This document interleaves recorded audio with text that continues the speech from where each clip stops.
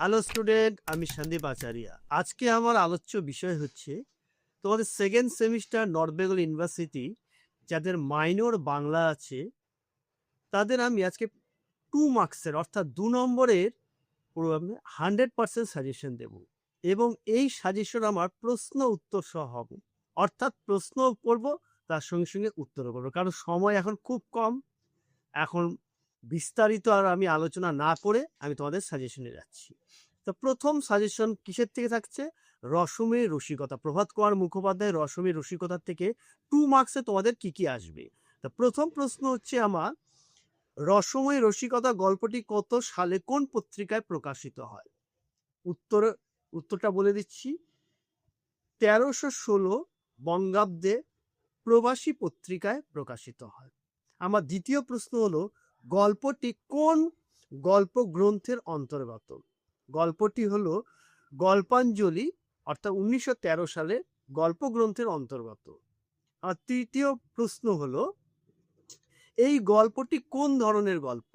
এই গল্পটি হচ্ছে তোমার হাস্য রসাত্মকমূলক গল্প।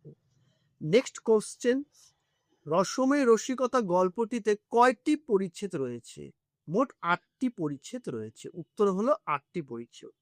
নেক্সট কোশ্চেন, গল্পটির শেষ লাইনটির উল্লেখ করো, অর্থাৎ গল্পটি কিভাবে শেষ হয়েছে, শেষ লাইনটি কি ছিল? উত্তর হলো, গল্পটির শেষ লাইন হলো, ক্ষেত্রমোহন বলিলেন, ঠাকুরজি এসব কি? ঠাকুরজি আপন মনে মালা জপ করিয়া যাইতে লাগিল। নেক্সট প্রশ্ন যেটা পড়বে, রসময় রসিকতা গল্পে রসময়ীকে তার এরকম নামের কারণ? উত্তর হলো, রসময়ী হলেন ক্ষেত্রমোহন বাবুর স্ত্রী, অর্থাৎ ক্ষেত্রমোহন চক্রবর্তীর স্ত্রী। তিনি গল্পের নায়িকা। এরকম নামের কারণ হলো, যা আমাদের গল্পতে রোজ বলা হয়েছে, যার মধ্যে অনেক রস বর্তমান থাকে। এক্ষেত্রে গল্পকার বলেছেন, তবে রসও অনেকগুলি আছে কিনা, এক্ষেত্রে রৌদ্র রস, রৌদ্র রস। নেক্সট কোশ্চেন হলো, ক্ষেত্রমোহন কে, তার বাড়ি কোথায়? ক্ষেত্রমোহন জেলা কোর্টের প্রখ্যাত মুক্তা। তার আদি বাড়ি হুগলিতে ছিল না।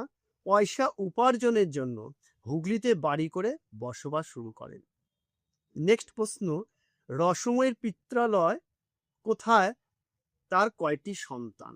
উত্তর হলো, রসময়ের পিত্রালয় হালি শহরের চৌধুরী পাড়ায়, তিনি নিঃসন্তান ছিলেন। নেক্সট প্রশ্ন, ক্ষেত্রমোহন বাবু দ্বিতীয়বার কাকে বিয়ে করতে চেয়েছিলেন বা বিয়ে করতে যান?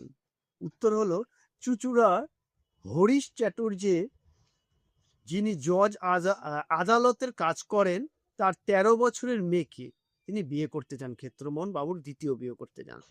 নেক্সট প্রশ্ন, রসময় মৃত্যুর পর তার মুখাগ্নি কে করেন? রসময় আমরা জানি নিঃসন্তান ছিলেন, তাই জন্য তার স্বামী অর্থাৎ ক্ষেত্রমোহন বাবুই মুখাগ্নি করেন।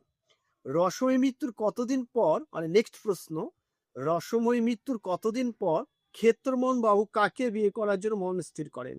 রসময় মৃত্যুর 6 মাস পরে ক্ষেত্রমোহন হুগলির ইংরেজি জানা রজনীকান্ত ঘোষালের মেয়েকে দেখে পছন্দ করেন। নেক্সট প্রশ্ন, এই গল্পে রসময় ক্ষেত্রমোহনকে কয়টি পত্র লিখেছিলেন? 3টি পত্র লিখেছিলেন। আর পত্রের মূল বিষয়বস্তু কি ছিল?